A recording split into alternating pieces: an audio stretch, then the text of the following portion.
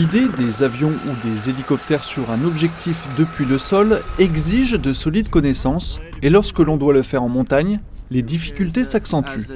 L'exercice Casalp, organisé par le 93e régiment d'artillerie de montagne, permet de s'entraîner et de surmonter les difficultés.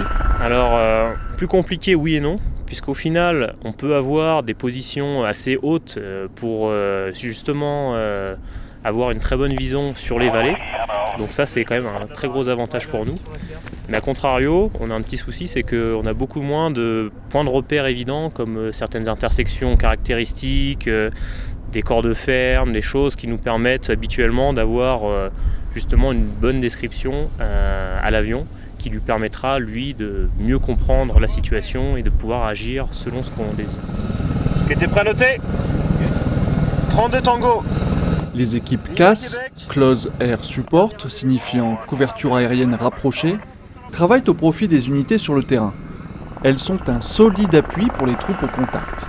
En montagne, comme dans tout théâtre, l'appui aérien est une plus-value certaine, mais c'est particulièrement vrai dans un terrain très accidenté, où on aura beaucoup plus de mal à évoluer, un terrain beaucoup plus cloisonné, où l'ennemi pourra se jouer des mouvements du terrain, et où finalement la troisième dimension nous permettra justement de s'affranchir de ces contraintes du terrain.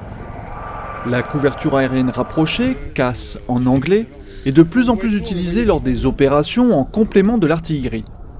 Nouvelles technologies et entraînement d'équipes spécialisées permettent une action de plus en plus rapide de l'appui aérien au profit des unités au sol.